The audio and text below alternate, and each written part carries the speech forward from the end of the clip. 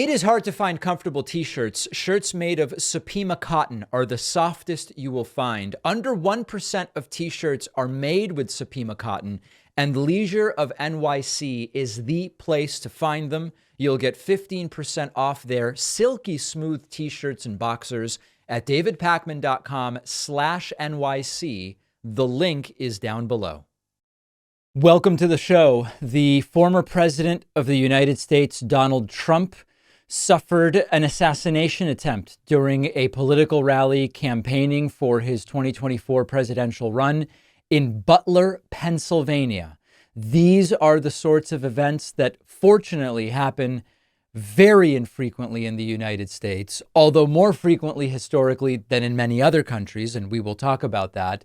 So much happening at once, but one of the real differences here from prior assassination attempts is that we are in an environment of social media. And so instantly when this happened, the video was everywhere. Former President Trump, okay, reportedly a bullet grazing his ear. We will take a look at the video here as this took place. Confusion briefly, and then relatively quickly, everyone realizing this is not part of the planned event. Take a look, take a listen if these are not images or audio that you have yet seen or heard. Oh, that's a little bit old, that chart. That chart's a couple of months old. And if you want to really see something that's said, take a look at what happened. Oh.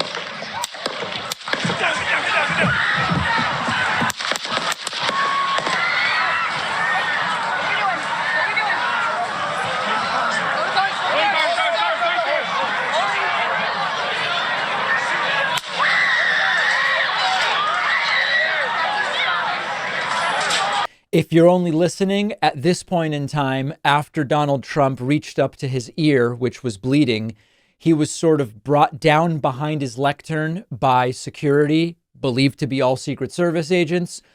There is sort of audio that you hear about we're down, we're moving. Eventually, they moved Trump off stage. And by this point, the shooter had already been killed by a sniper.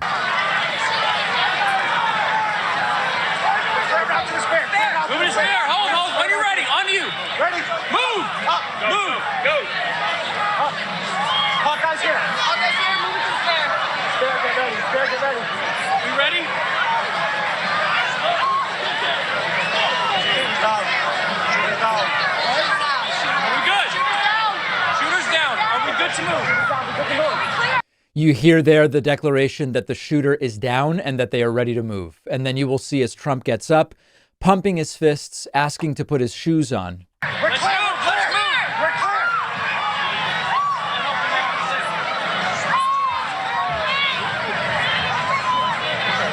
Come on. Let me get my shoes. Let me get my shoes. I got you, sir. I got you, sir. Let me get my shoes, sir. Hold that in your head. It's bloody. So we got to move to the bus. Let me get my shoes. Okay, my shoes down. Watch out. Wait.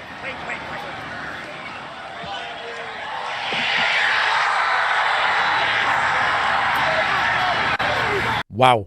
And Trump pumping his fists there and sending the crowd into a tizzy.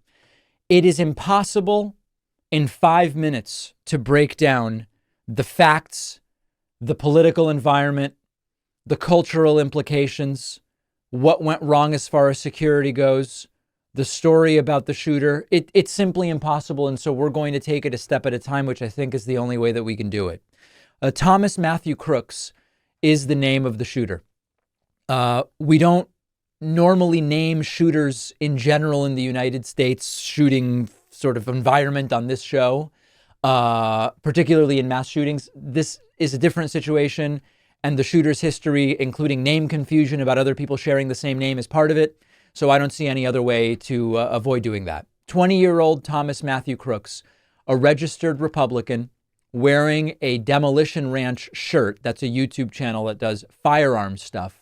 Described by former classmates, including Max Smith, as definitely a conservative, is indeed the shooter. He was killed on sight, laying down on a rooftop some distance from the stage at which Trump was speaking. How did he get access to that rooftop? Why did it take so long to neutralize the threat? Questions that are being asked that we will get to, questions that are also leading to significant conspiracy theories. I want to address one other aspect, and I want to make clear that my goal here is to tell you what we know. And if there are specific claims that are being made where the information is still incomplete, I will tell you that as well.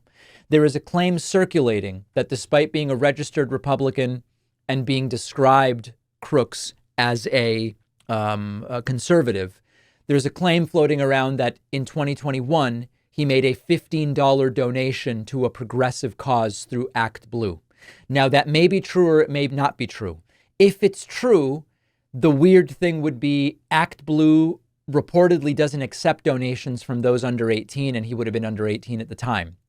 On the other hand, it has been widely reported that there is a Thomas Crooks, not Thomas M. Crooks, just Thomas Crooks, an older man, also from Pennsylvania, and that's the individual that made the $15 donation. Quite frankly, I don't think it makes too much of a difference one way or the other, but this is something that is currently under dispute.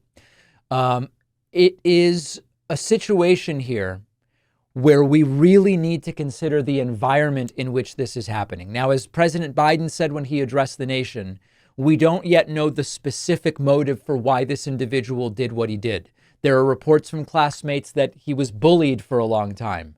Trump's a bully. Did he not like Trump because of that?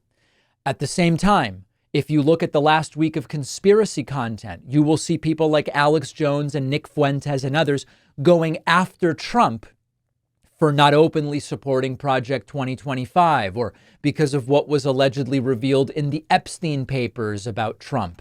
That's not something that even other right-wingers would like. Could that have been part of the motivation? I'm not asserting any of these motivations as motivations. What I'm saying is we really don't know the specific motivation here. It's also relevant in my mind that the shooter was 12 when Trump was elected in 2016. In a sense, the political world of MAGA and Trumpism shaped this entire guy's worldview in the sense that he did not exist as an aware, independent thinking person, even semi-rationally, right? I mean, 12, outside of MAGA being a force in politics in the United States. And that is something that we are going to consider as well in terms of the violent rhetoric we have seen almost exclusively from the American right wing. Now, I think I need to say this, even though I know my audience already knows it. Trump must be defeated by voting. I can't believe I even have to clarify this. And I don't know that anyone cares whether I denounce anything. I completely denounce this and all acts of political violence of the sort. Doesn't matter what the motive was. None of it matters. Trump is a terrible candidate and was terrible for the country as president, and he must be defeated by voting. If you defeat Trump with bullets, it's not really a defeat.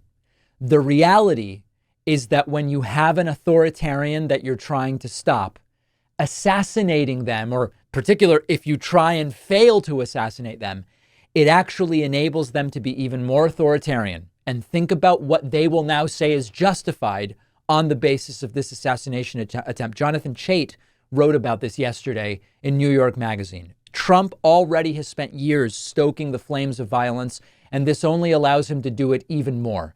It's completely okay and coherent to say, I am terrified, saddened, and appalled by this attempt on Donald Trump's life as an individual. He survived by an inch. As far as we know now, if that bullet were an inch closer to Trump's brain, he would have been likely instantly killed. That's the most likely scenario. You could survive a gunshot wound to the head. Sometimes it happens, but there is a good chance that by 1 inch, Trump was golfing the next day rather than dead. And it's completely okay to say that is tragic and terrible. I'm glad it failed, but to still be ready to defeat Trump by voting in November. Now, there is a perspective that this absolutely helps Trump. We will talk about that a little bit later in the show as we break down everything that happened. I hope you'll be with me for the hour. Let's now discuss who the MAGA right is blaming for Trump getting shot.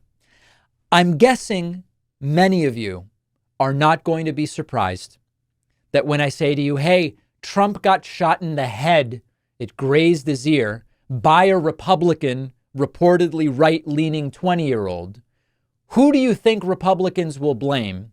Most of you probably wouldn't be shocked to hear that it's a combination of conspiracy theories, blaming Democrats, blaming wokeness, blaming DEI, when really they need to be looking at the political movement that has justified using violence to achieve political means, and that is them, okay? I denounce the shooting as I do all violence, and to blame Biden or DEI makes no sense. Here's Congressman, before we even get to the video, Congressman Mike Collins tweeting, Joe Biden sent the orders. A disgusting, irresponsible tweet from a sitting member of the House of Representatives. Repugnant and reactionary Republican Congresswoman Marjorie Taylor Greene tweeting, someone just tried to assassinate President Trump. The Democrats and the media are to blame for every drop of blood spilled today. For years and years, they've demonized him and his supporters. Today, someone finally tried to take out the leader of our America First and the greatest president of all time. Watch the video. President Trump said, fight, so we will. She is blaming Democrats and the media for a Republican shooting Trump in the midst of years of Republicans justifying violence. And she is saying we now are going to fight, suggesting there will be more violence. Senator Ron Johnson, a Republican on CNN, reacting to Donald Trump's shooting by calling out identity politics and critical race theory. Said something about how we all love our country, and I think it's generally true. Most Americans do love their country. One thing that I have found upsetting, if I can editorialize for 1 second, is the degree to which so many Americans claim to love their country but hate their fellow Americans. And I'm not talking about Republicans or Democrats. I see it everywhere. And I'm wondering if that's something that concerns you too. It does. That's what I said. The greatest threat to our nation right now is that we're horribly divided. But again, in general, we share the same goals. So, why are we so divided? Well, there are political figures, there are political groups. I would argue that's what identity politics is about. That's what critical race theory is about. So there are people who are purposely trying to divide us for political advantage. Resist it. Don't let them get away with it. And again, start talking to each other. Identity politics and critical race theory are to blame. Republican Congressman Tim Burchett went on Fox News, and he said the problem is DEI because DEI led to someone, I guess he's talking about the director of Secret Service, who's a woman, saying that she was only hired because of DEI, and that's what's to blame. Same thing. How the hell did he get on top of that roof? If you look at the pictures, he didn't go through the top of the roof. There had to be a ladder or something. Somebody really dropped the ball. You've got a DEI, basically a person, a DEI initiative person who heads up our Secret Service. She was working at Pepsi before this. I know she was a former Secret Service agent, but still, this is what happens when you don't put the best players in. So there is the suggestion that a DEI hire of a woman to run Secret Service is what is to blame here. And then we have some other examples. J.D. Vance, quote on Twitter, today is not just some isolated incident. The central premise of the Biden campaign is that Trump is an authoritarian fascist who must be stopped at all costs. That rhetoric led directly to President Trump's attempted assassination. Of course, the reality is that President Trump is a candidate who should be stopped at the cost of voting him out. That has been the message from the left. It's really wild that a 20-year-old white male, registered Republican, gun enthusiast shoots at Trump, and Republicans blame women, DEI, critical race theory, and identity politics. Now, here's the reality. Trump and his followers, more importantly, including his endorsed politicians and cabinet officials, they've all been using and spreading violent rhetoric for a very long time. The lead author of Project 2025 on Steve Bannon's podcast said, it's on the left to make the revolution bloodless. The left might make it, so we have to get them bloody. Trump, with years of calls to violence, legitimizing the use of violence, orchestrating January 6th and then saying those violent criminals, they're actually hostages, they're actually patriots. Republicans don't really need any of the conspiracy theories that are spreading about this shooting for us to actually say, hey, look at the rhetoric. They blamed Antifa when it was January 6th and Trump rioters that were doing it. Trump suggested once that the Second Amendment people deal with Hillary Clinton. They're against gun safety laws that maybe would have done something to prevent this guy from having what he had. We don't know that, but it's a possibility. There is alarming rhetoric about political retribution being acceptable, and Trump talking for a year now about, I don't think the American people are going to stand for XYZ, alluding to violence there. If you regularly suggest that there is validity to violence for political influence, then all of a sudden there are going to be people willing to do violence. And that has not been coming from the left. So, of course, as is always the case with these situations, we have to blame the person who did the thing. But then when Republicans come out and say DEI and Biden are the reason this happened, what about the 8 years of violent rhetoric from their side? And if you ignore it, you do so because you want to bury your head in the sand and not talk about what's going on. Now, after the break, we're going to look at some of the more specific examples of these calls to violence, and we will talk about the political implications. It's always a sensitive moment after any tragic event. And also, we're in the middle of the Biden cognitive situation, RNC, DNC, presidential election, many thoughts from different people about what this does to the campaign. I'll give you mine after this very short break.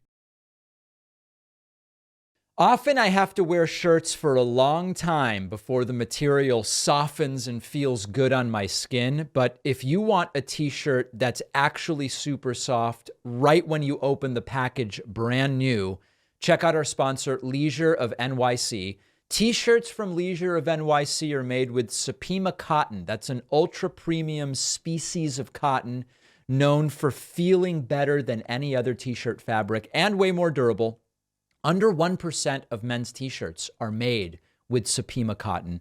Also check out the boxer briefs made from moisture wicking viscose from bamboo, which will bring you a level of comfort you didn't even know was possible with underwear. These boxer briefs feel like air and they don't bunch up. All of their products are fair trade, produced using sustainable methods. When you buy the scratchy, cheaply made t-shirts and boxers, you end up spending more in the long run. But once you do it right with t-shirts and boxers that feel silky smooth from day one, they will last you for years to come. You'll get 15% off everything in their store at davidpakman.com/NYC. The link is below. The David Pakman Show is primarily made possible through your support. We have something called the membership program. You can sign up at joinpakman.com. We do an extra show every day for our members, as well as providing commercial-free audio and video feeds of the show every single day, hours before they are published to everybody else.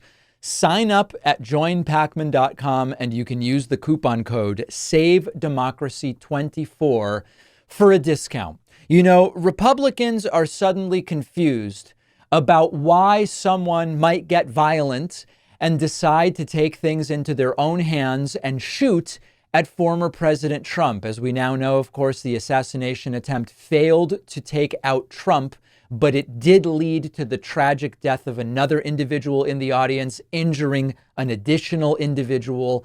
And it's important when we think about these things to feel comfortable saying, I denounce and am against the shooting against Trump and any shooting and using violence to solve political problems or to prevent politicians from coming to power. I'm against all of it. And also, we can't ignore the extraordinarily violent rhetoric that has become casual. It almost doesn't even raise eyebrows for many people anymore because it is constant. Just as a reminder from the last few, I guess we would say few years, here are just a bunch of the little jokes from Trump about becoming violent and roughing people up at rallies and the entire thing. I'd like to punch him in the face, I'll tell you. I don't know if I'll do the fighting myself or if other people will. The third group, I'll be a little more violent. If you see somebody getting ready to throw a tomato, knock the crap out of them, would you? Seriously. Okay? Just knock the hell. I promise you, I will pay for the legal fees, I promise. I love the old days. You know what they used to do to guys like that when they were in a place like this? They'd be carried out on a stretcher, folks.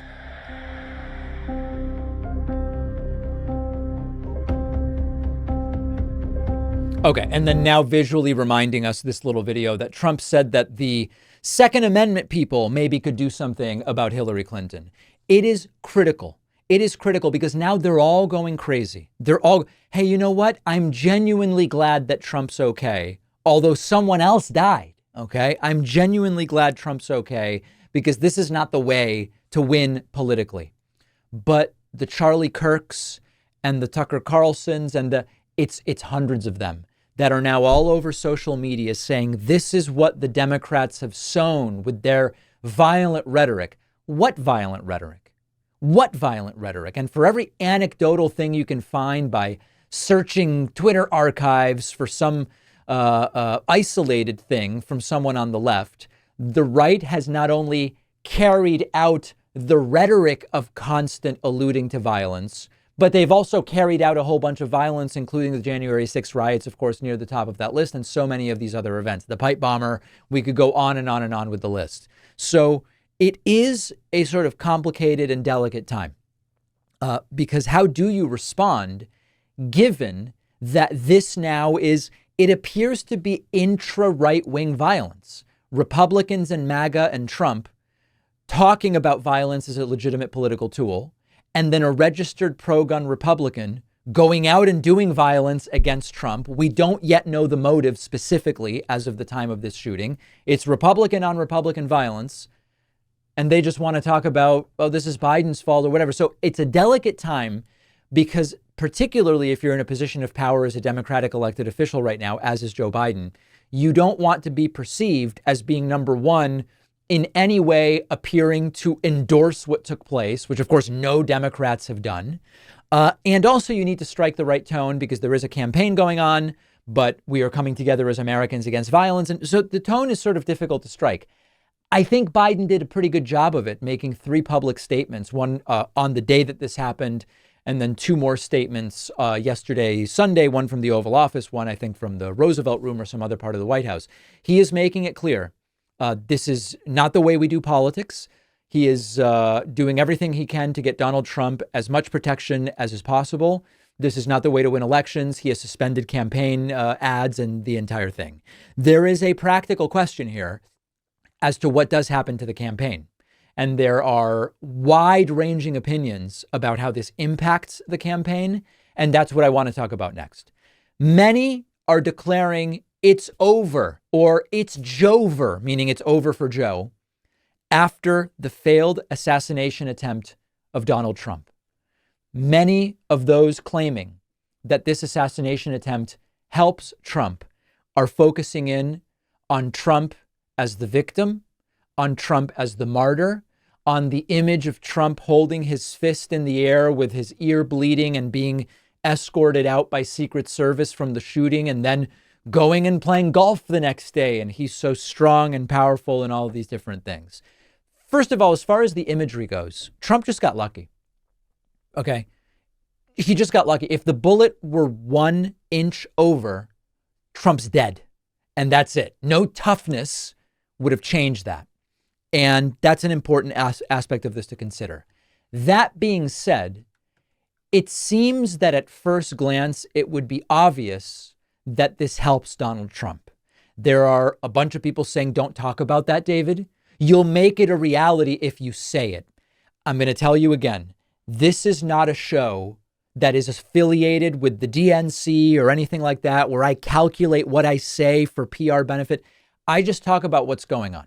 And one of the things that's going on, and I saw it during my live stream about this on Saturday, and I've been getting emails about it. One contingent says this absolutely helps Donald Trump. It makes it seem as though they are they hate him so much that they're coming after him. They want blood. and we need to now counteract that by saying, you know what, you're not going to get him, and we're going to make him president. Now, the truth is, for most people who understand that Trump was a disaster of a president, this doesn't change anything. Did even for a second it cross my mind, oh, they tried to kill Trump. A Republican tried to kill Trump. Now I'm going to vote for Trump. Of course not. Of course not. And I've heard exclusively from people in my audience who say it doesn't affect my vote, but I do think generically this is probably good for Trump. I think if you want to make that case as strongly as possible, you would say that there are sort of people on the periphery, right-leaning folks who didn't really like Trump, who were thinking, maybe I'll vote Trump, maybe I stay home. There's probably a group of those people who say, you know what, even though Trump's not my favorite, I'm a Republican, Trump's a Republican, I'm going to show up now because I see that as fighting back against this attempt on Trump's life. Okay, that's a possibility. There's another side to this, though. And the other side is this again reinforces chaos follows Trump. Indictments, civilly liable rapist, convictions. Is he going to prison? Is he not going to prison? It's chaos all around him. And comparatively, it's very calm with Joe Biden. And you can argue that a Republican trying to kill the Republican nominee is another example of just the utter chaos that surrounds Donald Trump. Now, there's another counterpoint, which is, David, as you talked about, a pro-gun Republican tries to kill the Republican president. That doesn't give Trump a leg up. It makes people realize the Republican Party is completely broken. It's non-functional. And therefore, this actually dissuades me from voting for Trump. I'm extremely concerned about what happens next. I don't know what happens next, but where I would leave it is you don't have to vote Trump just because he got shot, but you can still denounce the shooting and political violence while recognizing just because that happened, it doesn't mean Trump's a better option than Biden. We will track the polling. The lead for Trump had grown to 3.3 after the debate. It's now down to 2.7. So 18% of Trump's lead nationally has evaporated over the last few days. We don't have any polling since the failed assassination attempt. We're going to follow it. I want to address briefly the explosion in conspiracy theories about the assassination attempt on Trump's life. I was genuinely concerned and a little surprised by the abundance of conspiracy theories during my live stream on Saturday as we were learning the details of what had happened. Individuals saying this was obviously staged by Trump. Others saying this was obviously staged by Biden. Where I start are a couple different places. Are there questions about lapses in security and how this happened? Sure. We're still learning about that. We'll talk about it a little bit later on the show. Is there a motive case to be made that Trump could have the motive to stage something, or Biden could have the motive to stage or be behind something like this? As I've said before, you can find motive, at least ostensibly, almost anywhere. But we don't go with motive alone, absent any real evidence. Right now, I don't see any evidence that this was a staged or planned event in any way. Let's talk about the staged by Trump to help himself.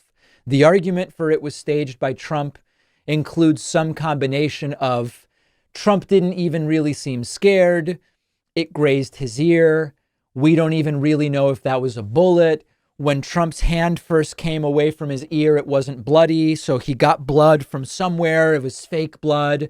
Secret Service didn't immediately rush him off the stage, which they would normally do. Trump was scared that if Biden got replaced, whoever replaces Biden's going to crush Trump. So that's why he staged it. It's sort of stuff like this. A lot of it is conjecture and conjecture alone. Other elements of it can be debunked. The reason Secret Service didn't immediately get Trump off the stage, but rather hid him behind the lectern, is pretty simple from what I've seen. It's that the shooter was still active and they wanted to neutralize the shooter before moving Trump. So agents surrounded Trump. Once you hear them say the shooter is down, then they move Trump. Kind of disarms that one. Trump didn't really have blood when his hand came away from his ear. If you look at high resolution zoomed in pictures that have now been released, it certainly looks to me like Trump does have blood on his hand when it comes away from his ear. So a lot of these are details that if you throw them all out there, you go, wow, look at 10 different details. Individually, a bunch of them just turn out not to be true, but they then go back to just motive. Trump staged it to make himself look like the hero, the photo op with the raised fist or whatever. Okay, no, we have no evidence of that. The other side says, this would really be something Biden would orchestrate. The heat on Biden for the cognitive concerns from the debate performance, the heat was getting too hot. Biden needed something to take attention away from that. So it is Biden who staged this. Of course, that raises the question of, did Biden stage it to deliberately graze Trump's ear and give him a great photo op? Because that doesn't sound good for Biden. Was it staged by Biden and it was meant to kill Trump, but the shooter failed? Why would they pick that shooter? Obviously, it falls apart completely. And the motive story really goes both ways. You can find motive if you want to make either case. There is no evidence of either. Right now, the evidence is another radicalized gun nut and some real questions about possible security failures, which we will talk about a little later. If it changes, I'll tell you. But the speculation, including by some relatively prominent people, seems very, very irresponsible. Let's take a quick break and be right back. Just days after avoiding being killed by about an inch during a failed assassination attempt, Donald Trump gets some good political news that Florida judge Eileen Cannon, who was selected by Trump and seen as friendly to Trump and on, has dismissed the Trump classified documents case. Judge Eileen Cannon handed down her decision just hours ago. This is a major win for the former president. The Florida judge overseeing Trump's classified documents trial has dismissed the entire case against Trump on the grounds that the appointment of and funding for special counsel Jack Smith was illegal. District Judge Eileen Cannon, nominated by Trump to the bench, said in her 93-page decision Smith's appointment was unlawful and unconditional. The clerk is directed to close the case. This coming on day one of the Republican National Convention, of course, at which Trump will be formally received as the nominee, and following an assassination attempt on Trump over the weekend. White House spokesman didn't really have anything to say. Trump's lawyers argued in court papers that the appointments clause of the Constitution doesn't permit the Attorney General to appoint without the Senate confirming a private citizen and like-minded political ally to wield the prosecutorial power of the U.S. As such, Jack Smith lacks the authority to prosecute this action. It seems as though the judge agreed. The special counsel's team on for its own defense said that the Attorney General does have statutory authority to appoint what are called inferior officers, and that previous court decisions have affirmed that. The arguments by Trump's legal team were previously raised unsuccessfully with other special counsels. They tried this exact same argument against Robert Mueller, who ran the Russia investigation in 2016. From here, Smith can appeal this to the 11th Circuit Federal Appeals Court. That court will certainly hear the case. We don't know it will be expedited.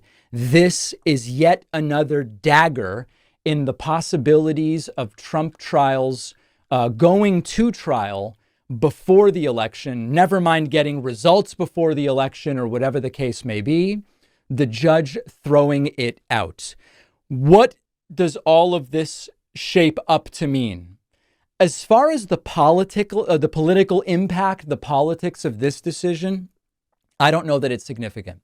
We already saw that the 34 guilty verdicts don't seem to really have moved the polling very much, although some argue it moved the polling, it's just not reflected in the polling, but there's voter preferences, they are less strongly behind Donald Trump, or these are arguments that are outside of the data, so it's very hard to make an argument one way or the other for that. But certainly the totality of the last 3 weeks, you have to believe overall pushes Trump closer to winning in November.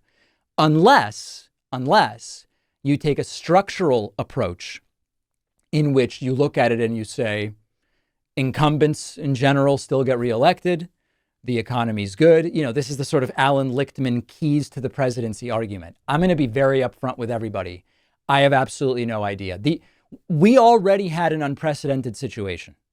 It was already unprecedented given the charges and guilty verdicts against Trump, a rematch of a previous election with the nominee being a guy who previously was president. It's all, that scenario was already an N of one. Now with the failed assassination attempt, the aftermath of the Biden debate, all of it, and then now this, it's extraordinarily difficult to make a sober prediction as to what the likely impact of all of this is going to be. It's hard to imagine how all of this is bad for Trump, but those arguing it's obviously good for Trump may be going beyond what the facts can tell us at this point in time. So a victory legally, certainly for Trump. It will be appealed. We will see where it goes. I want to ask you a question now in the audience. Did Tucker Carlson prove me wrong on the Trump assassination? Let me explain what I mean. Back around Labor Day 2023, I did a video called Tucker Carlson Says Trump Will Soon Be Assassinated. Tucker made the prediction that Trump would be assassinated to prevent him from being president again. Here is what Tucker said at the time. What do you think the future holds? Is it... I don't know. I mean, are they going to let Trump be president? No, of course. I mean, look, if, they protested him, they called him names. He won anyway. They impeached him twice on ridiculous pretenses. They fabricated a lot about what happened on January 6th in order to impeach him again. It didn't work. He came back. Then they indicted him. It didn't work. He became more popular. Then they indicted him 3 more times. And every single time his popularity rose. So if you begin with criticism, then you go to protest, then you go to impeachment, now you go to indictment, and none of them work, what's next? I mean, graph it out, man. We're speeding toward assassination, obviously, and no one will say that, but I don't know how you can't reach that conclusion. You know what I mean? Like, they have decided, permanent Washington, both parties have decided that there's something about Trump that's so threatening to them, they just can't have him. I mean, they're putting him on trial in March of next year in the J6 case, which basically consists of trying to send him to prison for the rest of his life for complaining about the last election. That's literally what it is. Again, if this were happening in Moldova, the State Department would issue an all-hands-on-deck order to let the world know this is not a legitimate government. And yet our government is doing it. It's like it's hard to overstate how bad this is. And I don't know where it's going, but there's a collision that's clearly imminent. And by the way, the president is senile in a way that's impossible to deny. So listen, the problem here with Tucker's little story where he says, they tried to impeach and then they indicted and then they're going to try to kill the guy. The individual who tried to kill Trump was a pro-gun Republican and not in any way related to the whole machine that they claim tried to impeach and then indict and then steal the election or whatever the case may be. So at the time I said, Tucker knows Trump is not likely to be assassinated given the protection around him. The odds of Trump being assassinated are very low. Now, due to what appear to be some pretty grave security failures at the Butler, Pennsylvania rally, by an inch, Trump was not assassinated. I also said at the time, maybe someone will try to kill Trump from Tucker's audience, hearing him say it through the means we call stochastic terrorism. And Tucker might realize Trump could be more useful as a martyr to the cause, which happens to be what Alex Jones said just a few months ago. And we will talk about that a little later as well. So I got a few emails saying, David, you were wrong when you laughed off what Tucker Carlson said a year plus ago. You need to, or not quite a year ago, you need to apologize. Well, by an inch, I turned out to be right. They did try. They failed by about an inch. But in all honesty, was I wrong? Do I need to apologize? If so, for what? Let me know what you think. We will discuss the security failure aspect. We will discuss what comes next. And we will discuss those who believe actually that Trump as martyr would be better for their movement. A group of people that are increasingly displeased with Trump. That'll be after this short break. Make sure you're subscribed on YouTube at youtube.com/The David Pakman Show. The United States Secret Service is taking a ton of heat for what happened in Butler, Pennsylvania on Saturday, where 20-year-old Thomas Crooks was able to climb onto a neighboring rooftop, sort of shielded by some tree branches, and get off a number of shots in the direction of former President Trump, grazing Trump's ear, but killing one other person in the crowd and injuring an additional person. Now, as is often the case, you'll remember when COVID started, all of a sudden everybody's an immunologist, everybody's a virologist, ER physician. You know, it was crazy, the number of armchair experts that we saw. We are seeing something very similar when it comes to the Trump assassination attempt. People talking about angles and Secret Service protocol, law enforcement, smoking gun videos, grassy knolls, and all of it. It's really too early at this point to explain exactly what happened and what went wrong. And there are some who argue nothing necessarily went wrong. A lot of this is protocol. There's open carry in Pennsylvania. So simply having a rifle doesn't necessarily mean, everybody has their view. There's a few different things now that have come forward. One big question is, how was the would-be assassin of Trump, did assassinate someone else, how is the would-be assassin of Trump able to crawl onto a rooftop vantage point, armed with a rifle, and let off a number of shots towards the podium and lectern where Trump was in an area that was supposedly cleared? There's kind of a viral interview on BBC with an individual pictured here, if you're watching today, where this guy said, we saw the dude with the rifle climbing up and we started trying to signal to local law enforcement. One guy went up, and the report is one police officer went up. The shooter turned and pointed the rifle at him, and then the officer went back down. And as we know, what ultimately ensued, the shooter was able to get a number of shots off and ultimately was neutralized, killed by snipers on another rooftop closer to where Trump was on stage. So that's one aspect to this that we don't have an answer to at this point in time. Why were agents not deployed on every nearby rooftop? In other words, shouldn't the rooftop that was used to by the shooter, shouldn't that have been manned by snipers or agents anyway? Now, one of the things that's already starting to happen is that Secret Service is shifting the blame to local police. And so this is another aspect of this. Was the mistake to rely on local police? Some individuals zooming in on the snipers that were on the rooftop near Trump that ultimately took out the shooter, saying that seems to be local police. That doesn't seem to be Secret Service. I don't know that that's been proven. So a couple of different things here. The list of alleged mistakes is long. Rooftop not secured, no snipers on that roof, local police not reacting to people pointing. There's a guy there with a gun on the roof, the police officer reportedly going up and then retreating. Questions as to it is being asserted. And again, when it's so early, we have to be careful about what we say. It is being asserted that the snipers that ultimately did take out the shooter saw him far earlier than they engaged him and were not being given permission. Is that true? It will all come out.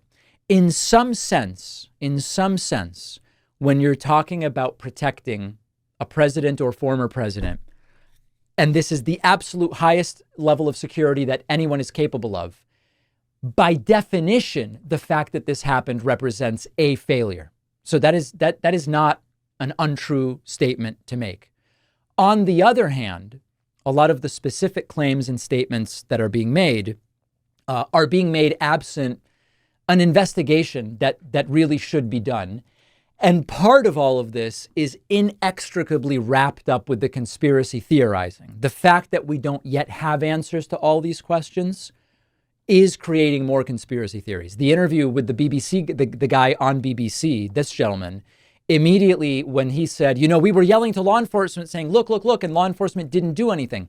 That initial claim made a lot of people say, see, it was staged. Law enforcement knew about it, so they stood down. When in fact, what it seems like happened is one officer went up, had a gun pointed at him from someone on a roof, and immediately went down because they believed, rightly or wrongly, that there was nothing that they could do at that immediate point. We just don't know yet. But I would resist the urge to theorize conspiratively beyond what the evidence tells us. I want to show you some video here from the Alex Jones show. And this really goes, when we look at some of the conspiracy theorizing about motive with regard to the attempted assassination on Trump, when we go to who benefits from a successful or failed assassination against the former president. 5 months ago, Alex Jones and InfoWars guest Ivan Raiklin talked about how assassinating Trump would be beneficial because it would open the door to sort of retaliatory assassinations of a deep state list that includes Biden. In other words, Ivan Raiklin here and Alex Jones seriously said the way we might be able to kill Biden would be by Trump getting killed first. This is 5 months ago. Take a listen to this and then just remember, this is all in the context of who do we believe benefits, who does benefit. Okay, take a listen. This is a message directly to every single person on the deep state target list. My assessment, Ivan Raiklin's assessment, that if you assassinate any political presidential candidate, whether it's RFK, whether it's Trump, guess what? America will do the following immediately. They will respond in kind, and they know who you are because we've created the list. So if you go and that's to a those major measures, Rubicon. They should know that. Immediately. You're going to see immediate response, and there are only a few buildings in Washington, D.C. that they will probably do that. Well, I hope that's not the case, but these people are crazy. And having said that, if they do that, option 2 behind Trump is going to be so much better for us and so much worse. Well, I was about for to them. say, if they Think about that. Now they really get into it. Their belief is Trump's okay, but he's not great. And Alex Jones has been increasingly displeased with Trump. Now they get into, if we get Trump out of the way, it may actually be better for our movement, whatever that movement is. kill him, that's best case scenario, from a sick level. From a sick level beating him, oh, please kill him, which but it's so good after that. Oh, it's going to be the best cleansing and the fastest cleansing that we've ever seen in my lifetime. I assess with almost certainty, with the highest level of confidence, that if they assassinate Trump, it is so game over for them, and it's going to be so fast. So this is another, we're starting to put pieces together. When we learned that it was a Republican who shot Trump, well, it must somehow be the fault of the left, despite the fact that it's been the right pushing violent rhetoric for 8 years or longer. But is there any plausible explanation for why a Republican might want to go after Trump? Well, it's the same stuff that we've been hearing from Alex Jones, from Nick Fuentes, when Trump goes, I don't know anything about Project 2025. And they get furious. They go, what? We want Trump to put in Project 2025. He's not going to. Here is an example that has nothing to do with the left. This is rhetoric from the right, Republican shooter, Republican presidential candidate, has nothing to do with anybody on the left. That plausibly explains what their view is. Now, here's one other clip from this whacked show. They play the so-called deep state target list. And you'll see if you're watching, the list of the people they really like to target includes Biden, Hakeem Jeffries, Mike Pence, and others. And remember, the whole idea here is if they kill Trump, it becomes open season on the people we really want to kill. And I got that. Remember that deep state target list that I introduced you to the last time I was on the show? I got a quick video that goes into a little bit more detail if you want to play that. Do they have that? Yeah, they do. Guys, you have his video? It's 2 minutes and 31 seconds. Well, let's roll it. Here it is. This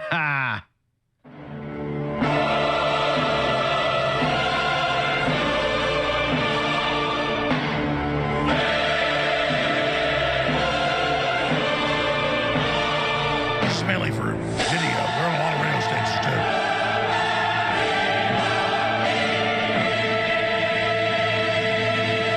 All right, so I'll talk it through then for the radio. Yeah, you got the receipts. All right, So it's Biden, Comey, John Brennan. now basically what we're looking at here is a list of video with the snapshots of the Twitter accounts of the Bill and Hillary Clinton. Of our deep state target list, where we're going to go after every single digital piece of evidence. It's a crazy list. It's hard to even keep up with it. Senator Lindsey Graham is on the list. The residue that they left on the internet. This is like one to of those card decks. Yep, to showcase their seditious conspiracy. There's the treason category. There's the sedition category. Again, those that unmasked Flynn, the 39 of them that have Twitter accounts. The 51 that provided cover for the Biden criminal syndicate laptop. Okay, so you don't need to see this entire thing. They've got John Bolton. Everybody's on this list of the people they really want to kill. What's the point here? The point is, absent any real evidence that this was an event inspired by the rhetoric of the left, which has not been violent, or in any way related to that, is it even plausible that there would be a reason that a Republican would want to eliminate Trump? Is it plausible? We're not saying the reason is this worldview that we got from Alex Jones and his buddy here. The answer is yes, there is. There is a large contingent of the right that believes Trump is not enough what they really want, that Trump is actually an impediment to getting what they really want in power, that in a sense, Trump is like a patsy where you might be able to use him for some things, but not for others, and that there's some real better way of going about this. That is a view which on conspiracy sites and places that are upset that Trump claimed not to know what Project 2025 is, they've drawn a line to why it would be good for them as right-wingers to eliminate Donald Trump. That's the important message. We anxiously await, if we can figure it out, knowing the real motive of the man who tried to assassinate Donald Trump. We have a voicemail number, and that number is 219-2-DAVID-P. Here is a caller, Juan, who is a sort of off again, on again regular caller, who says, you know what? The fact that they tried to kill Trump, this actually makes me now really want to vote for the guy, which makes very little sense, but I'll play it for you. Well, congratulations, my friend. Congratulations. After yesterday's debacle and problem and horrible events against Trump, I spent the last 5 hours with Trump supporters at an intersection next to my house. Why? I got some free flags, stickers. Heck, I even got some free food. And you know what? I'm going to start going to all of these get-togethers where they start, doing all the flag movements and all that stuff in the intersections. And I might start going to rallies if it's next to my house. I'm not going to travel because I can't afford it. And, yesterday's events have finally converted me to a MAGA. Okay, tell me why. So now I'm a maggot. I'm a maggot, my friend. I'm a maggot. I'm a Trumpist. I've become a Trumpist. I have finally been moved to the right. I wonder how far right I'll become. I don't understand why a Republican trying to kill Trump makes this guy more of a Republican. I'm not understanding, but maybe he'll explain it. Maybe I'll start becoming, I don't know, some weird fascist or something. I mean, all these words have really lost any value, any meaning, because they use them so freely and so loosely. But yeah, I spent close to 5 hours, and it was fun, bro. It was really fun. And Biden has 0% chance of me voting for him. And no matter how you try to spin it. The funny thing is, I'm trying to figure out why this guy says a Republican trying to kill Trump has made me not want to vote for Biden. And now I'm definitely going to go more right wing. I wish he could explain it. This was a plot against Trump because they couldn't silence him. They couldn't destroy him financially enough. So this was the last option. The last option. So, yeah, congratulations. Your argument and the argument of the left have moved me further to the right. I don't know what the argument of the left is when it comes to a Republican shooting Trump. I just don't get it. So listen, that's an example of someone who has no idea what's going on. They are morally confused. They are ethically confused. They don't know anything. They're just like, I don't know, I'm a MAGA now. But the problem is, even if it makes no sense what he's saying, and it makes no sense what he's saying, there may be other people who react in exactly the same way. And how we counteract that, what we do about that, I don't really know. So on the bonus show today, what happens with the RNC? The Republican National Convention starts today. What happens with political campaigning, which has, in a sense, been suspended? The RNC this week, so Trump's not campaigning. Biden said he was suspending campaigning for the time being as well, campaign ads and so on and so forth. What happens after the Trump shooting? What becomes the new normal in this environment? We will discuss all of that and more on today's bonus show. Also, I'll give you an update of what's going on with my book forthcoming, which has been, unbeknownst to me, now I know about it, but unbeknownst to me, released on Amazon and elsewhere for pre-order. All of those things and more on today's bonus show. Sign up at joinpacman.com. You can use the coupon code SAVEDEMOCRACY24 for a discount. And remember that the free Project 2025 white paper is available at davidpacman.com/Project 2025.